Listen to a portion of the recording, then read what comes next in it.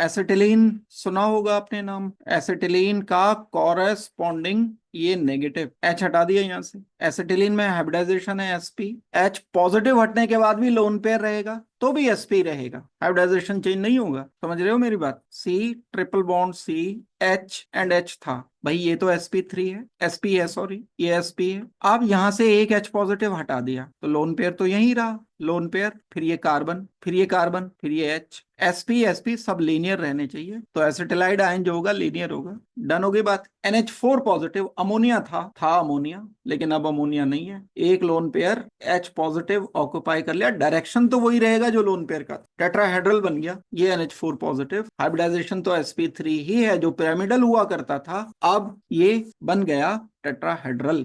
अब इसमें तो कोई कोशिश करने की जरूरत है नहीं, लेकिन फिर भी Cl coordinate bond oxygen, single bond oxygen negative, एक लोन पेयर, दूसरा लोन पेयर। क्लोरीन एटम के पास 3 लोन पेयर होते हैं, एक ऑड इलेक्ट्रॉन होता है, ये ऑड इलेक्ट्रॉन ने एक ऑक्सीजन के साथ बॉन्डिंग बना दी और इस ऑक्सीजन पर चार्ज आ गया नेगेटिव। ऑक्सीजन की 2 वैलेंसी, 2 इलेक्ट्रॉन को शेयरिंग करनी होती है, ऑक्सीजन के एक इलेक्ट्रॉन ने इधर शेयरिंग की, एक इलेक्ट्रॉन ये रहा, 2 इलेक्ट्रॉन ये, 2 इलेक्ट्रॉन ये, 6 इलेक्ट्रॉन लिखे ऑक्सीजन के, 2 2 4 और 2 6। एक इसे बाहर से इलेक्ट्रॉन मिला तो नेगेटिव चार्ज आया, ये बाहर से इलेक्ट्रॉन मिला तो नेगेटिव चार्ज मैंने लिख दिया। तो Cl पर एक कोऑर्डिनेट बॉन्ड ऑक्सीजन, एक ऑक्सीजन नेगेटिव, ये बनाया, 2 लोन पेयर बचे। हाइब्रिडाइजेशन तो भाई सीधी सी बात है, एक सिग्मा बॉन्ड दूसरा sigma bond, 2 lone pair, 2 lone pair plus 2 sigma bond का समेशन 4 आ गया। हाइब्रिडाइजेशन इस क्लोरीन का sp3 है, और अगर sp3 हाइब्रिडाइजेशन है तो क्लोरीन के साथ ऐसा कुछ होना चाहिए, ऑक्सीजन नेगेटिव,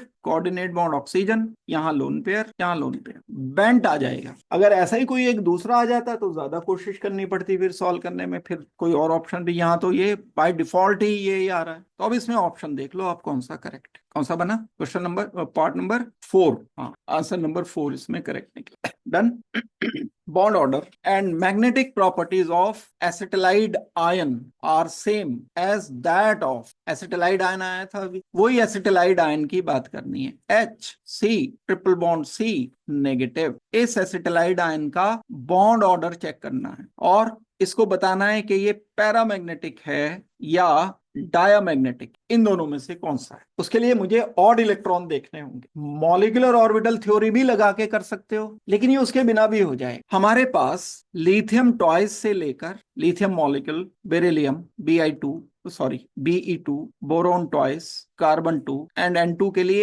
एक पैटर्न होता है जिससे हम मॉलिक्यूलर ऑर्बिटल डायग्राम बनाते हैं, या पैरामैग्नेटिक डायमैग्नेटिक के लिए अनपेड, ये तो सीखना ही पड़ेगा आपको, मींस इस क्वेश्चन में भले ही यूज ना हो, लेकिन वो ऑर्डर जो आता है नाइट्रोजन तक के लिए, sigma S, sigma star 1s, sigma 2s, sigma star 2s, वो वाला ऑर्डर तो बिल्कुल टिप्स पे याद रख लेना, उसे जरूर जरूर याद करना है इसे प्रायोरिटी पर, क्योंकि मॉलिक्यूलर ऑर्बिटल थ्योरी से बहुत बहुत क्वेश्चन मिलते हैं, आते ही हैं क्वेश्चन मॉलिक्यूलर ऑर्बिटल थ्योरी, तो इसको स्किप बिल्कुल मत करना। इसके लिए एक पैटर्न होता है, और आपको याद हो अगर O2 एंड F2 के लिए अलग ऑर्डर होता है, ये 2 ऑर्डर आपको याद रखने पड़ेंगे मॉलिक्यूलर ऑर्बिटल डायग्राम वाले। याद हैं आपको? नहीं याद है? याद दिला दूं मैं, कौन से वाला याद दिला दूं? तो याद दिला दूं, एक दिलाऊं याद है, टोन का फर्क आ जाता है तो बताओ, तभी तो डर लगता है मुझे इससे।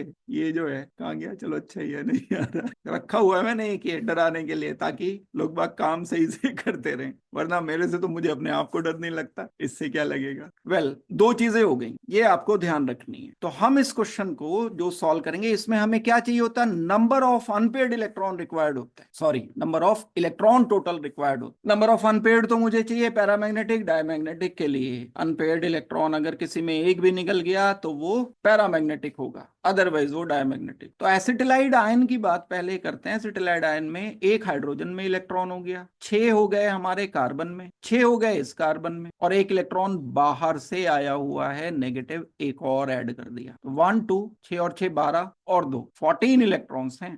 ये 14 इलेक्ट्रॉन के अकॉर्डिंग मैं डिसाइड करूंगा। वैसे तो मुझे देख के भी पता चल रहा है कि कार्बन ट्रिपल बॉन्ड कार्बन में कोई ऑड इलेक्ट्रॉन नहीं है। कौन सा ऑड इलेक्ट्रॉन है भाई? ये तो लोन पेयर है, बाकी बॉन्ड पेयर है। बॉन्ड पेयर है तो पेयर्ड अप होंगे, दैट मीन्स ये डायमैग्नेटिक होगा। दूसरी बात, इन दोनों के बीच में बॉन्ड कितने हैं? 1 2 एंड 3। एसिटिलाइड में क्या है? 3 बॉन्ड है, 3 बॉन्ड है, कोई रेजोनेंस नहीं हो रहा है, तो इसका मतलब क्या है कि बॉन्ड ऑर्डर 3 होगा। शॉर्टकट तरीके से हो जाएगा, ये जरूरी नहीं है टाइम खराब करने की। तो मुझे एक बात तो पता चल गई कि एसिटिलाइड आयन में यहां बॉन्ड ऑर्डर आ गया मेरे पास 3 और है ये डायमैग्नेटिक। तो अब मुझे क्या बताना है? Bond order and magnetic property of acetylide ion are same. अब मुझे ऐसा कोई इनमें 4 में से मॉलिक्यूल ढूंढना है जिसका बॉन्ड ऑर्डर 3 हो और डायमैग्नेटिक। ये तो बात है ना, लैंग्वेज समझो इसकी। तो N2 पॉजिटिव, N2 पॉजिटिव, तरीका तो वही है, सही तरीका तो यही है कि आप इस वाले मेथड से, इस वाले मेथड, इसका बॉन्ड ऑर्डर कैलकुलेट करो। बॉन्ड ऑर्डर 3 नहीं आएगा।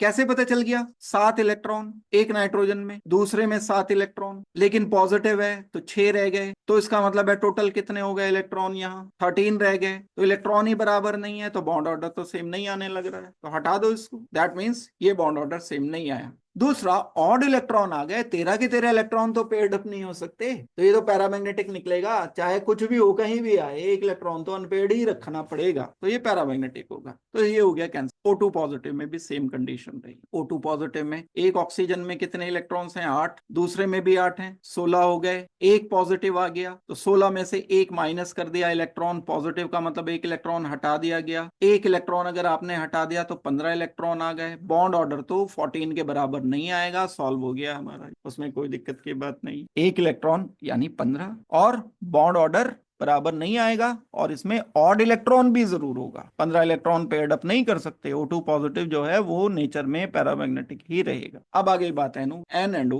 नाइट्रोजन में कितने होते हैं? 7। ऑक्सीजन में कितने होते हैं? 8। एक पॉजिटिव है, एक पॉजिटिव है तो इलेक्ट्रॉन कितने हो गए दोनों मिला करके? 7 और 7। एक पॉजिटिव मतलब ये 8 में से एक कम कर दोगे तो 14 हो गए। ये बॉन्ड ऑर्डर की बात तो ठीक है, बॉन्ड ऑर्डर वही आएगा जो एसिटिलाइड आयन में, और 14 इलेक्ट्रॉन्स हैं, पेयर्ड अप भी होंगे। दैट मींस यही हमारा आंसर है। O2 नेगेटिव में भाई, जब O2 पॉजिटिव में नहीं आ रहा था, ज्यादा इलेक्ट्रॉन निकल रहे थे, O2 नेगेटिव में तो 16 और एक 17 इलेक्ट्रॉन हो जाएंगे। 17 इलेक्ट्रॉन होने का मतलब है ऑड इलेक्ट्रॉन। तो शॉर्टकट से हो गया, यानी क्योंकि इसमें भी ऑड इलेक्ट्रॉन है, इसमें भी ऑड है, इसमें भी ऑड है। हाँ, अगर किसी में इवन इलेक्ट्रॉन आ जाते फिर हमें ये वाले मेथड पे वापस आके चेक करना पड़ता, बॉन्ड ऑर्डर को भी चेक करना। तो वो जो ऑर्डर है वो भी आपको नोट कर लेना है, मैं लिखा ही देता हूं, मैंने इसको सॉर्ट आउट कर लिया था। O2 एंड F2 के लिए ये जो बॉन्ड ऑर्डर आता है वो एक आता है, sigma 1s, sigma star 1s, sigma 2s, sigma star 2s, sigma 2pz, 2px, 2py equal होती है एनर्जी, और इससे ज्यादा होगा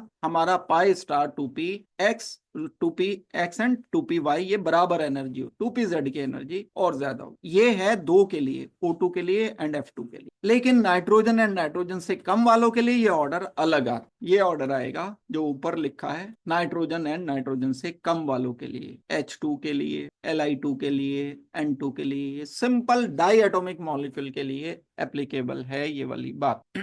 एसिटिलाइड आयन आप ये भी लिख सकते थे तो भी यही आंसर आता, क्योंकि एसिटिलाइड, ये भी एसिटिलाइड आयन है। जैसे हम कहते हैं die sodium acetylide, monosodium acetylide, तो ये भी एसिटिलाइड आयन है। और C triple bond C negative and H, इसको भी हाइड्रोजन एसिटिलाइड आयन कह सकते हो। उससे कोई फर्क पड़ेगा नहीं क्योंकि इलेक्ट्रॉन दोनों में 14 14 ही। तो ये ऑर्डर मैंने इसलिए बताया, यहाँ इसके बिना हमारा काम चल गया, लेकिन आगे आने वाले क्वेश्चन में इसके बिना काम नहीं चलेगा। याद आ गई ये वाली बात कि हमें 14 इलेक्ट्रॉन फिल करने हैं, तो नाइट्रोजन वाले केस में फिल करेंगे। कहां पर आएगा? पहले ये 2 इलेक्ट्रॉन यहां करोगे, फिर 2 इलेक्ट्रॉन फर्दर यहां फिल करोगे, 2 इलेक्ट्रॉन यहां करोगे, 2 इधर करोगे, एक इधर, फिर एक और इधर, फिर एक और इधर, फिर 2 इधर, हो गए पूरे 1 2 3 4 5 6 7 8 9 10 11 12 13 एंड 14, यहां तक पूरे हो गए। इसका मतलब है डायमंड। और हमें बॉन्ड ऑर्डर कैसे निकालना होता है? बॉन्ड ऑर्डर निकालने का क्या फॉर्मूला है? Bond order is equal to number of electron in molecular orbital या anti bonding molecular orbital, number of electron in. अच्छा, ट्रिक लगाओ, O2 का बॉन्ड ऑर्डर 2 होता है, नहीं याद रहा, ट्रिक लगाओ, O2 का बॉन्ड ऑर्डर 2 होता है तो अंतर 4 आना चाहिए, क्योंकि डिवाइडेड बाई 2 तो याद ही होगा, है ना। तो ज्यादा किस में आएंगे? O2 में फिल कर लो, ये O2 में फिल कर लो। 8 और 8 16, 2 2 4 2 6 तो 8 2 10 11 12 13 14 15 16 ये आ गया। अब देखो बॉन्डिंग में कितने आए, एंटी बॉन्डिंग में कितने आए। ये आ गए एंटी बॉन्डिंग के 2 2 4 2 6 -10 में से करना पड़ेगा, मैंने गिने नहीं लेकिन आएंगे 10 पक्का, क्योंकि आंसर मुझे 4 लाना है। बॉन्डिंग माइनस एंटी बॉन्डिंग, तो कभी कभी अगर फॉर्मूला ना याद रहे तो बना लो बैठ के, इतना तो सीख ही लिया है, फॉर्मूला तो सीख ही सकते हो। Number of electron in bonding molecular orbital minus number of electron in anti bonding molecular orbit. भरमार है एनसीईआरटी में इन क्वेश्चंस की, एनसीईआरटी से बिल्कुल भी ऊपर नहीं। इतने क्वेश्चन मैं देख रहा था, एनसीईआरटी ही एनसीईआरटी भरी पड़ी थी सारी, लेकिन वो एनसीईआरटी +1 की याद कहाँ रहती है, गायब हो जाती है। तो हम बॉन्ड ऑर्डर भी निकाल सकते हैं एंड साथ में क्या कर सकते हैं, पैरामैग्नेटिक डायमैग्नेटिक तो अनपेड इलेक्ट्रॉन से पता चल जाए। छोड़ दो इसको क्वेश्चन को, ये अभी इसको हम अगले क्वेश्चन में यूज करेंगे इन फॉर्मूले को, इसलिए मैंने लिखा है ये जो ऑर्डर लिखा है एनर्जी के, ये ऑर्डर आप कुछ भी छोड़ना लेकिन इसको मत छोड़ना प्लीज। दो चीजें मत छोड़ना एग्जाम में, एक अपने आप को जरूर ले जाना, कभी अपने आप को भूल जाओ, पता चला कि अकेले पहुंच गए, अपने आप को लेके ही नहीं गए, ये हो जाएगी गड़बड़। जाते हो कभी कभी कहीं बिना अपने, मैं तो अक्सर जाता हूँ, आपका पता नहीं है। तो आंसर हो गया 3। नेक्स्ट एक question, what is the number of unpaired electrons in the highest occupied molecular orbital of following species. Maximum electron जहां पर हैं, हाईएस्ट एनर्जी वाले ऑर्बिटल्स में जो इलेक्ट्रॉन्स हैं वो बताने हैं आप। अब 2 हो सकते हैं, 1 हो सकते हैं। Highest energy left to right जब हम ऐसे चलते हैं, sigma S sigma star 1s, अभी मैंने लिखा था यही। O2 के लिए F2 के लिए लो। अब मुझे N2 के लिए अलग लगाने पड़ेंगे ऑर्डर, O2 के लिए अलग लगाने पड़ेंगे। देखो ये इसमें पूछ लिया इन्होंने, ज्ञान सारा होना चाहिए। ये दोनों ऑर्डर जो भी मैंने लिखा है ये दोनों आपको लिखने आने चाहिए। O2 एंड F2 के लिए ये ऑर्डर है हमारे पास, sigma 1s sigma star 1s sigma 2s sigma star 2s। अब मुझे O2 एंड O2 1 पॉजिटिव के लिए इलेक्ट्रॉन फिल करने हैं। पहले मैं O2 के लिए करता हूं। O2 के लिए आ गए मेरे पास 2 2 4, कितने हो गए O2 में, 16 हो गए ना, 8 + 8 इलेक्ट्रॉन 16 हो गए। तो 2 2 4 2 6 2 8 2 10 11 12 13 14 ऐसे भरने हैं। पहले इसमें बराबर है ना एनर्जी, 1 फिर 1 फिर 1 फिर 1, तो 2 2 हो गए। कितने हो गए टोटल, 14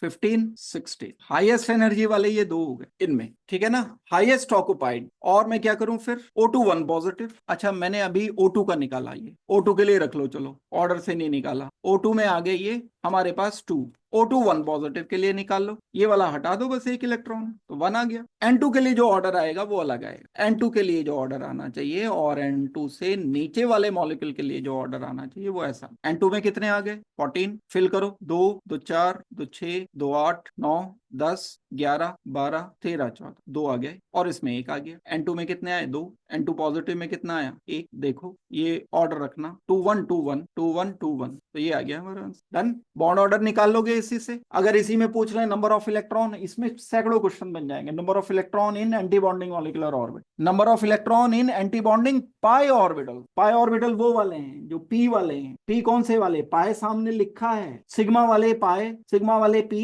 अलग हैं, तो अलग अलग क्वेश्चन इसमें आ सकते हैं। डन हो गई बात। N2 में 0 कैसे, पेड़ पूछे कहाँ है इन्होंने, कहाँ लिखा है पेड़, अच्छा अनपेड पूछे हैं। What is the number of unpaired electrons in highest occupied molecular orbital of, हाँ बात तो ठीक है। N2 7 दूनी 14, 2 2 4 2 6 2 8 2 10 2 12 13 14, 0 होने चाहिए। फिर क्या आएगा ऑप्शन, कोई बन रहा है O2 में, O2 में तो 2 ही रहे, तो ऑप्शन कौन सा बना, फिर तो कोई भी नहीं बना। अच्छा ऑप्शन में गड़बड़ है, फिर second and third option same है, तो क्या करेक्शन करूं इसमें, यहाँ पे 2 कर दूं। ऑप्शन अगर 2 निकला तो आंसर देखने पे तो गड़बड़ हो जाएगी, तो 2 ही निकला, देख लो। करेक्शन है, हाँ बिल्कुल सही बात है। अनपेड मैंने ध्यान नहीं दिया, नंबर ऑफ इलेक्ट्रॉन काउंट कर लिए, just number of unpaired electron ही देख, तो इसको नहीं करेंगे भाई हम करेक्ट, ये तो 0 ही है, इसे करेंगे, ये आएगा आंसर। हटा दूं। नेक्स्ट देखो, according to molecular orbital theory the bond order for O2 2 negative CO NO positive, वही बनाना पड़ेगा जो अभी लिखा था। बात फिर आ गई, अभी 3 4 बार अभी लिख लोगे तो अभी याद हो जाएगा। आप लिखो उसी को, O2 2 नेगेटिव में टोटल इलेक्ट्रॉन कितने हैं, CO में इलेक्ट्रॉन कितने हैं, NO में पॉजिटिव में इलेक्ट्रॉन कितने हैं, क्या लिखें, O2 2 नेगेटिव में। अच्छा बॉन्ड ऑर्डर ही पूछे हैं, ये तो बॉन्ड ऑर्डर तो ऐसे ही पता चल जाएंगे। थोड़ी सी अगर आपको प्रैक्टिस है तो oxygen single bond oxygen 1 negative, ये परऑक्साइड है O2 नेगेटिव, बॉन्ड ऑर्डर 1 है, कैलकुलेट भी कर लो आप, बॉन्ड ऑर्डर आ गया 1। कैसे आया 1 ही आया ना, O2 में, O2 2 नेगेटिव में, ऑक्सीजन के एक एटम में कितने इलेक्ट्रॉन्स हैं? 8। 2 में कितने हो गए? 16। और 2 नेगेटिव है तो कितने हो गए? 18 हो गए। इन 18 को फिल कर दो। इन 18 को फिल करोगे तो 2 2 4 2 6 2 8 2 10 11 12 13 14 15 16 17 18 ये आ गया। बॉन्डिंग मॉलिक्यूलर ऑर्बिटल में कितने इलेक्ट्रॉन? एंटी बॉन्डिंग में कितने हैं? ये बॉन्डिंग वाले राउंड कर रहा हूं मैं, बिना स्टार वाले। एंटी बॉन्डिंग वाले ये हो गए। तो कितने आ गए? 2 2 4 2 6 2 8 2 10 10 हो गए। माइनस इसमें कितने लिखूं मैं? 2 2 4 2 2 4 2 6 2 8 8 हो गया। Divided by 2 number of electron in bonding molecular orbital बिना स्टार वाले, number of electron in anti bonding star वाले, डिवाइडेड बाई 2। ये फॉर्मूला होता है किसके लिए? बॉन्ड ऑर्डर के लिए फॉर्मूला होता है। 1 आ गया। तो आप डायरेक्ट भी कर सकते थे, ऐसे भी कर। तो गिने चुने ही क्वेश्चन होते हैं, इतनी प्रैक्टिस कर लोगे तो देखते ही सॉल्व कर लो और टाइम बचाओ इनसे सारा। डायरेक्ट O22 नेगेटिव क्या है? परऑक्साइड आयन है ये। O22 नेगेटिव, O22 नेगेटिव ये होता है oxygen, single bond oxygen, 1 negative 1 negative. तो इन दोनों के बीच में बॉन्ड कितने हैं? 1। अगर O2 पूछा होता इसके बीच में बॉन्ड कितने हैं? 2, पूरे पूरे 2 हैं। तो इसका मतलब क्या है? इसका मतलब है बॉन्ड ऑर्डर 2 आएगा। ठीक होगी बात। अब बाकी और देख लो। तो O2 में तो O22 नेगेटिव में आ गया 1, लेकिन यहाँ तो एक ही कैंसिल हुआ अभी। और दूसरा आ गया CO। कार्बन में कितने होते हैं? 6। ऑक्सीजन में कितने होते हैं? 8। 14 हो गए टोटल। फिल करो इलेक्ट्रॉन। किससे फिल करोगे? 14 में। अच्छा वैसे भी देख लो भाई, कार्बन डबल बॉन्ड ऑक्सीजन होता है ना, या क्या होता है बताना जरा। अच्छा इसी से करो। किससे करोगे? इससे करोगे, इससे करोगे? 14 इलेक्ट्रॉन नाइट्रोजन वाले से करोगे। भर के देखो। 14 इलेक्ट्रॉन, 2 2 4 2 6 2 8 2 10 2 12 14। कितना बॉन्ड ऑर्डर आ गया? कितना बॉन्ड ऑर्डर आया भाई? Electron in bonding molecular orbital, anti bonding molecular orbital, divided by 2 ये फॉर्मूला है। बॉन्डिंग में कितने हैं? 2 2 4 2 6 2 8 2 10 पूरे हो गए 10। माइनस इसमें कितने हो गए? 4। 3 आ गया। बॉन्ड कितना है? तीसरा वो जो नहीं बनाया अभी, कोऑर्डिनेट बॉन्ड कहते हैं जिसे, ये है बॉन्डिंग पूरी कार्बन मोनोऑक्साइड की, इसीलिए छोड़ दी थी मैंने। कार्बन मोनोऑक्साइड की सही बॉन्डिंग पता है तो आप इसे आराम से कर सकते हो। अभी एक कटा है। NO पॉजिटिव की बात आ गई। NO पॉजिटिव मतलब कितने इलेक्ट्रॉन टोटल? 7 प्लस 14 हो गए। तो पॉजिटिव आ गया क्योंकि एक। कर इसको भी सकता हूं मैं direct. N double bond oxygen में बॉन्डिंग बना लो सिंपल।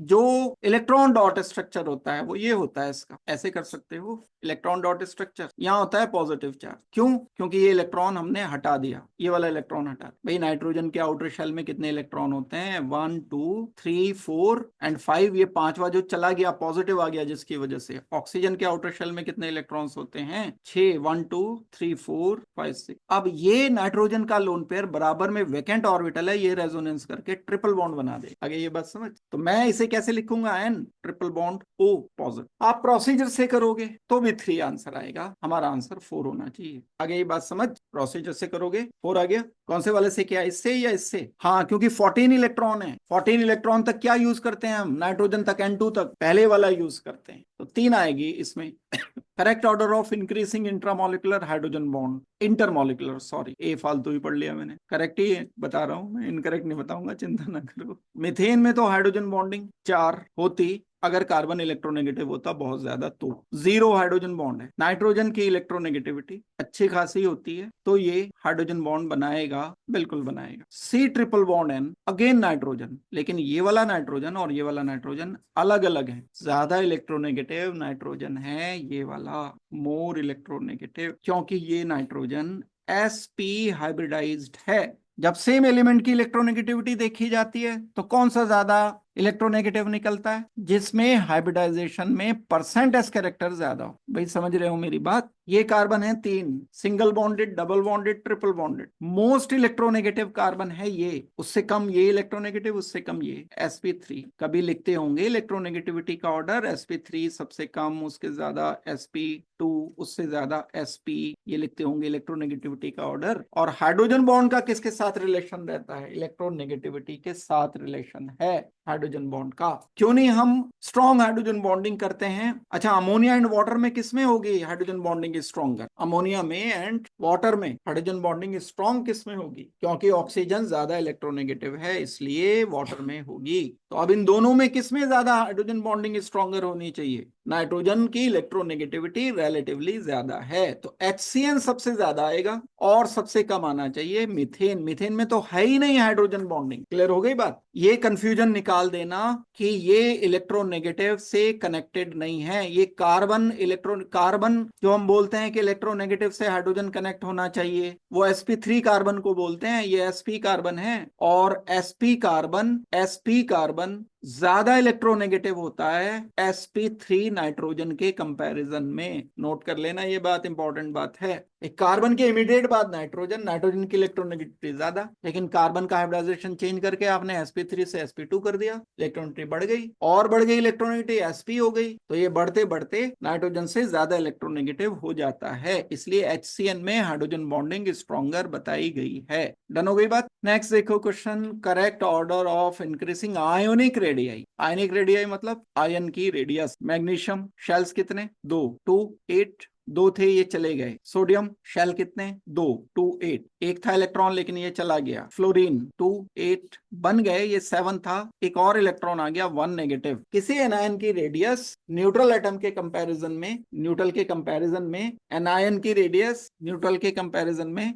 ज्यादा होनी चाहिए। ठीक बोल रहे हो, बिल्कुल कॉन्फिडेंस के साथ बोलो, बड़ी होनी चाहिए। अगर मैं कहता हूं fluorine atom and fluorine negative तो ये ज्यादा हो। अगर मैं कहता हूं oxygen atom, oxygen 1 negative, oxygen 2 negative, तो ये ऑर्डर आएगा रेडियस का। अगर मैं कहता हूं नाइट्रोजन, नाइट्रोजन से ज्यादा 1 नेगेटिव, नाइट्रोजन से ज्यादा 2 नेगेटिव, नाइट्रोजन से ज्यादा ये 3 नेगेटिव, ऑर्डर बढ़ता चला जाए। अब सबके बराबर बराबर इलेक्ट्रॉन्स हैं, और जितना पॉजिटिव आएगा उतना ही कम रेडियस होती चली जाएगी। मान लो मेरे से बोला जाए कि मेरे पास एक मैग्नीशियम है, एक मैग्नीशियम 1 पॉजिटिव है, एक मैग्नीशियम 2 पॉजिटिव, ये रहेगी रेडियस। इतना ज्यादा पॉजिटिव चार्ज आएगा उतनी रेडियस कम होती चली जाएगी। तो अब आप ऑर्डर मुझे बता दो देखकर।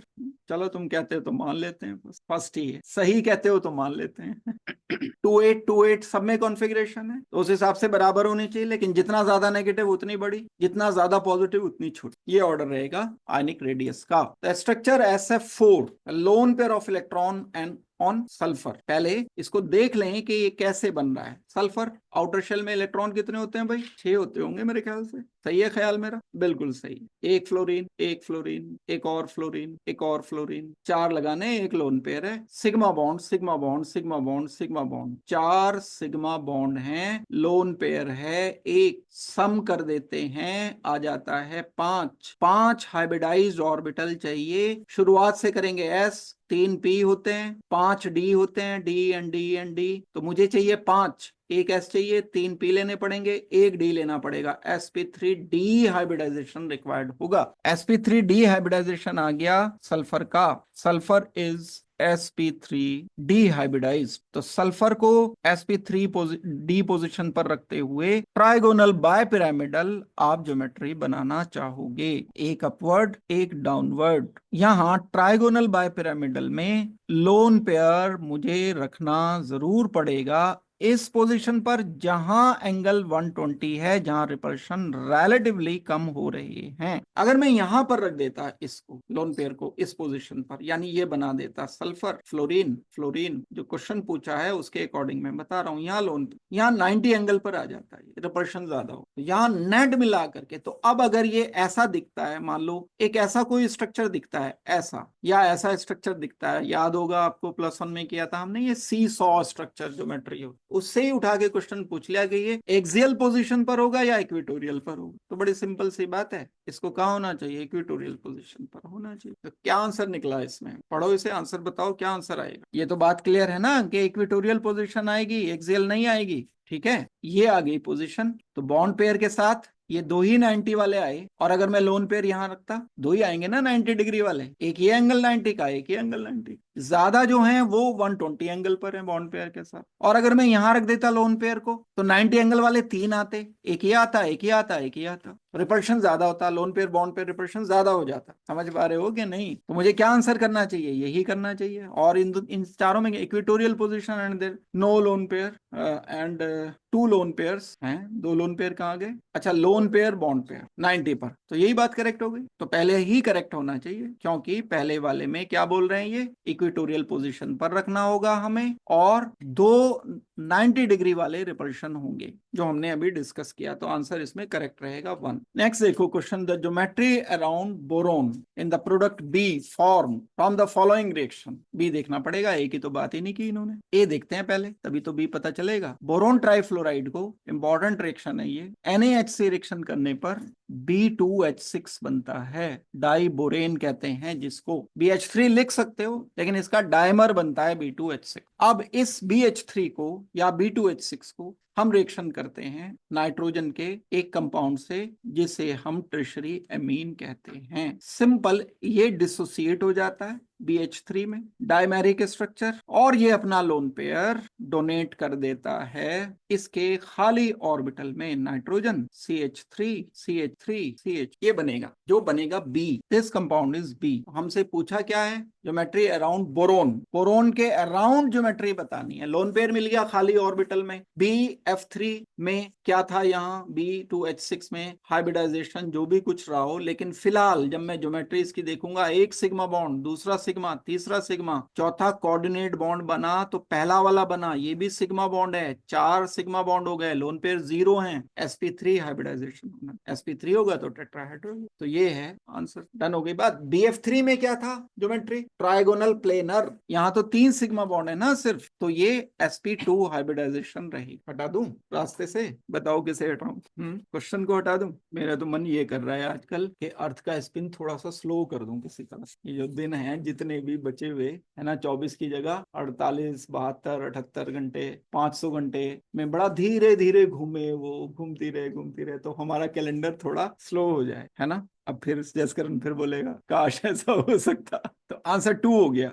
कुछ नहीं है, जो हो रहा है वो बेस्ट हो रहा है, ठीक है ना। जो समय चल रहा है वो बेस्ट है, और आगे जो आएगा वो भी बेस्ट ही आएगा। नेक्स्ट क्वेश्चन देखो, ये तो रिपीट हो गया। हाँ सच में रिपीट हो गया है। तो अच्छा आंसर आया इस बार इसका, ये बात थी, ये तो बता दिया लेकिन मैंने। Second is correct. नेक्स्ट देखो question, arrange the following in increasing order of covalent character. Cation का साइज चाहिए छोटा, एनायन का साइज चाहिए बड़ा। क्या रूल है, रूल क्या कहता है, कौन था, जान याद कर रखा है भाई। रूल क्या कहता है, small cation large anion will form more covalent, ये आना चाहिए, ठीक है। अब इसमें कैल्शियम तो सब कॉमन ही है, सबसे बड़ा है आयोडाइड, तो इन्होंने पूछा है इंक्रीजिंग ऑर्डर ऑफ कोवेलेंट, तो CaI2 सबसे ज्यादा और CaF2 सबसे कम। थोड़ी सी कोशिश कर लेते, कंपाउंड ही लिख देते, ABCD लिखना जरूरी है। कौन सा था सबसे ऑर्डर, सबसे सही कौन सा पड़ रहा है, CI2 सबसे ज्यादा कोवेलेंट, D मान लो, और सबसे कम कोवेलेंट A, सबसे ज्यादा आयोनिक A।